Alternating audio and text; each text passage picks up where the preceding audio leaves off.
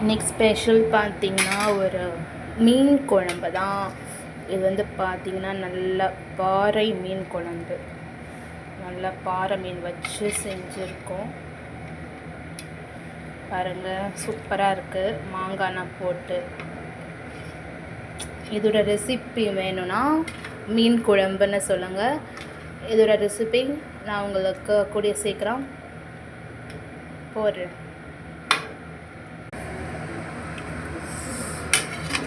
நல்லா கெட்டியான மீன் குழம்பு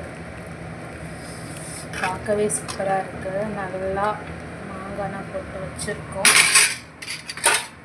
இப்போ பாருங்கள், ஒரு மீன் எடுத்து காட்டுறேன். இதுதான் பாறை மீன். மாங்காய் போட்டு இருக்கோம். இந்த மாங்காய் கொஞ்சம் இனிப்பும் புளிப்பும் சேர்ந்த மாதிரி இருக்கும். குழம்பு பாருங்கள் எவ்வளோ சூப்பராக இருக்குது. குழம்பு பாருங்கள் கெட்டியாக அழகாக இருக்குது.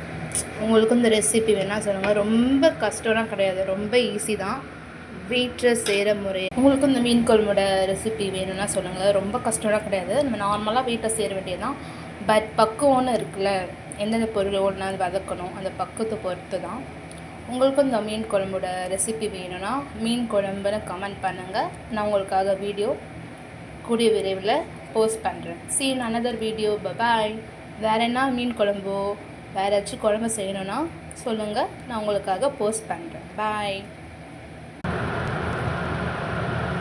பாருங்களேன், நிறைய பேருக்கு வந்து மீன் குழம்பு செய்கிறேன் மேம், எவ்வளோ தான் இது பண்ணாலும் தண்ணியாக வருதுன்னு ஃபீல் பண்ணுவீங்க. இப்படி அழகாக கட்டியாக எப்படி செய்கிறது, எந்த மசாலாவும் இது யூஸ் பண்ணாத, நான் ஈஸியாக உங்களுக்கு நான் அப்லோட் பண்ணுறேன்.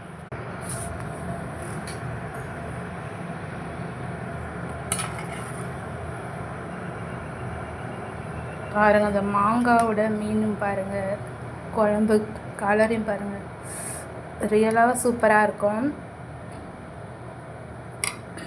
See you in another video. Bye bye.